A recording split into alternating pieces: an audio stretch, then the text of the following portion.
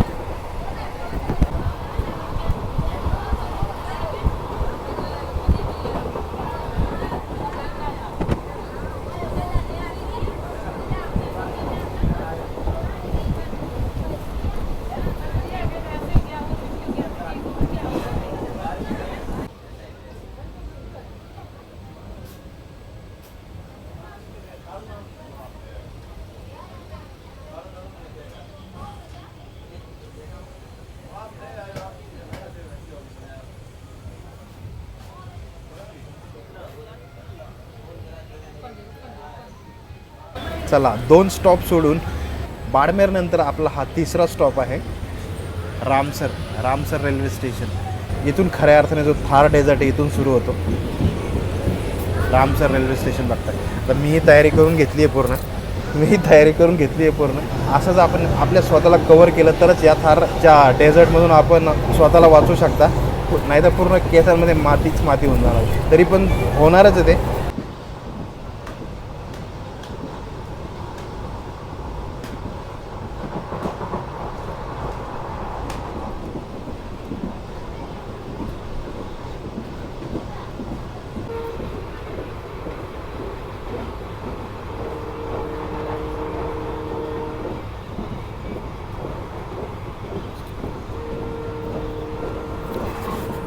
शेजारूनच national highway पण गेलेला आहे आपण बघताय.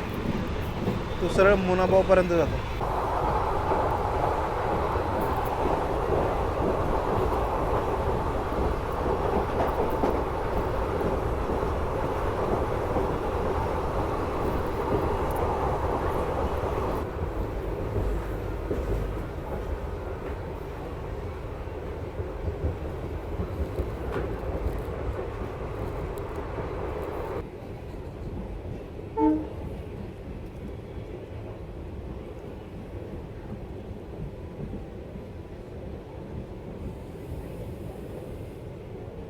पासष्ट किलोमीटरचा प्रवास करत आतापर्यंत आपण पोचलो आहे बाडमेर ते मुनाबाव. या प्रवासादरम्यान आता सध्या आपण पोचलो आहे गगारिया रेल्वे स्टेशनमध्ये.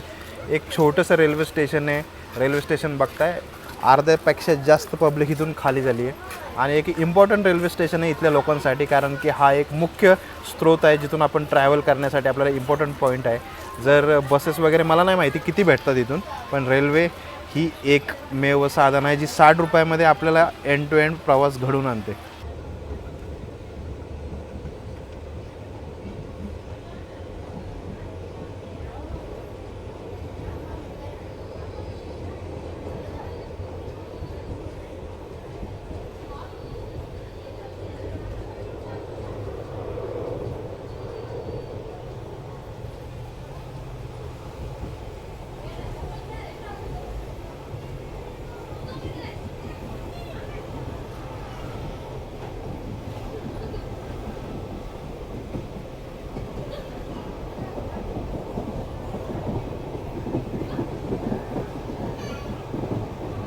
आपको मैप में दिखाया था बॉर्डर के जिस सामने जो रेलवे लाइन है सबसे नजदीक गडरा रोड से बॉर्डर हमारे लगती है और इस साइड पूरा पाकिस्तान रखने वाला है.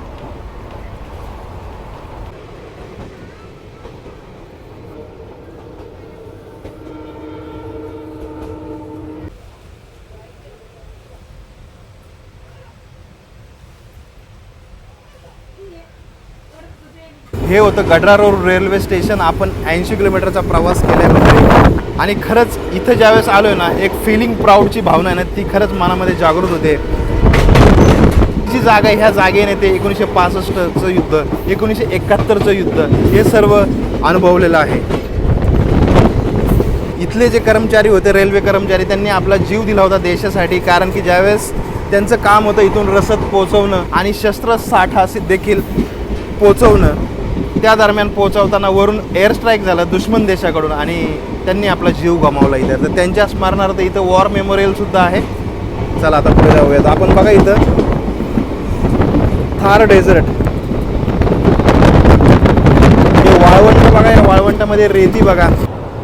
आत्ता आपण बघा पाकिस्तानच्या सीमेपासून आपण किती जवळ आहोत. गडरा हे गाव येतं पाकिस्तानमध्ये आणि गडरा रोड हे रेल्वे स्टेशन येतं भारतामध्ये.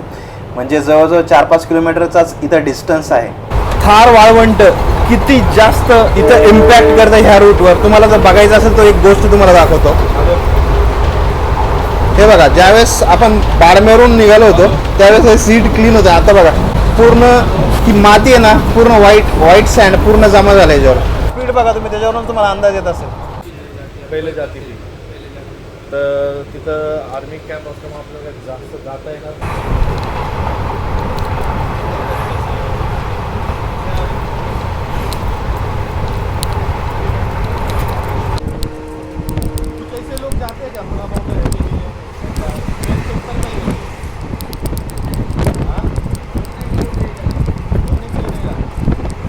इधर कॉलेज वगैरह जैसे आपने दिखाया कॉलेज भी है, तो कॉलेज है, 2 कॉलेज हैं हाँ, और एक केंद्रीय विद्यालय खरीदने आते हैं कुछ। भी है। हाँ, तो कुछ यहाँ की स्पेशलिटी जैसे ऐसा कुछ है? वो तो गटरा जाते हैं। अच्छा. तर मंडळी आत्ता दुपारचे 12 वाजलेत, आपण पोचलो आहे जसिंदर रेल्वे स्टेशनला. हे भारताच्या पश्चिमी सीमेवरचं दुसरं सगळ्यात जवळचं रेल्वे स्टेशन आहे, जिथून पाकिस्तानची सीमा एकदम खेटून आहे. इथून जवळजवळ माझ्या पाठीमागे आपण बघताय, इथून 10 किलोमीटरवर आहे पाकिस्तानची सीमा. इथे यायचं मुख्य रिझन होतं की इथलं जे थार वाळवंट आहे, तर हे थार वाळवंट बघायचं. आता इथलं रेल्वे स्टेशन तुम्ही बघा, प्लॅटफॉर्म बघा, म्हणजे एक फाउंडेशन केलेली भिंत असते ना, त्या प्रकारची फक्त भिंत येतं. आणि त्याच्यानंतर हा ट्रॅक आहे. ट्रॅक सरळ पुढे जातो मुनाबावला, आणि मुनाबाव हे भारताचं सगळ्यात शेवटचं रेल्वे स्टेशन आहे. आता मुनाबावला का गेलो नाही, कारण की ते पूर्ण BSFच्या जवानांनी ते ॲक्वायर केलेलं आहे. तिथं एंट्रीच नाही आतमध्ये जाण्यासाठी, आणि तुम्ही तिथं शूट वगैरे करू शकत नाही, आणि करावं पण नाही मी म्हणतो, कारण की देशाची सुरक्षा सर्वप्रथम, त्याच्यानंतर बाकीचं हिंडणं फिरणं तिथे लागून राहतं. तर या प्रकारचा हा एक छोटासा व्हिडिओ होता. आता ह्या जसिंदर गावामध्ये आपण आलोच आहे. सीमेवरचं गाव कसं असतं, इथलं खानपान काय, इथली लोकं कशी राहतात, या सर्व छोट्या गोष्टीत ह्या गोष्टी मला आपल्याला दाखवायच्या आहेत. तर चला जाऊयात आता या गावामध्ये, कारण की हीच ट्रेन आता परत रिटर्न येणार आहे 2 तासांनी. याच ट्रेनने आपण रिटर्न जाणार आहोत परत बाडमेरच्या दिशेने. चला आता जाऊयात. समोरचा जो रस्ता आहे त्या रस्त्याने आता आपण आलो, तो रेल्वे स्टेशनकडून येतो. हा जो रस्ता आहे हा मुनाबावकडे जातो.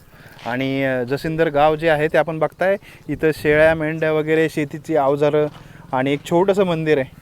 ह्या साईडला आता खाण्यापिण्याच्या गोष्टी आहेत का नाही ते चेक करायच्यात. तो आपल्याला एक मित्र भेटला होता, त्यांनी सांगितलं की भेटते म्हणून.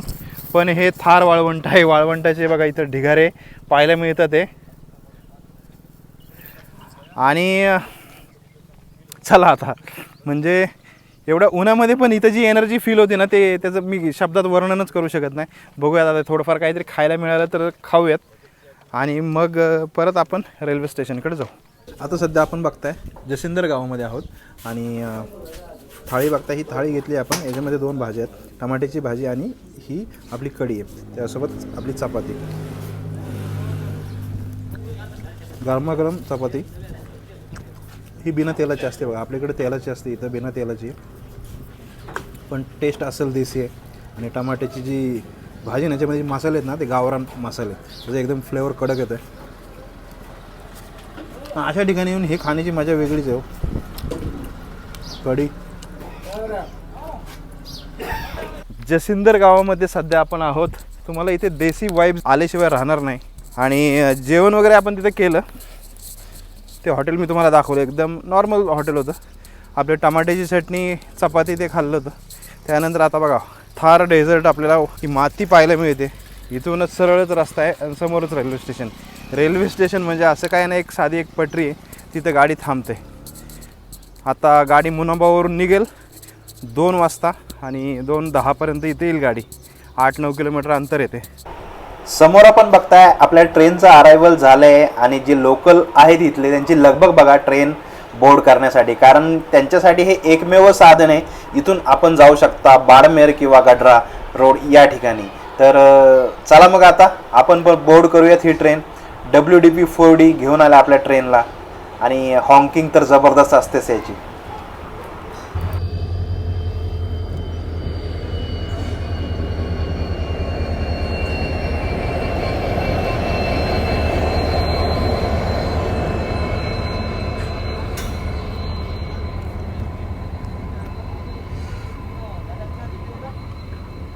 पाहताय आता आपण त्याच गाडीत बसलो ज्या गाडीने आपल्याला इथे जसिंदर रेल्वे स्टेशनला सोडलं होतं, आणि हीच गाडी आता आपल्याला घेऊन चालली पुन्हा बाडमेरकडे.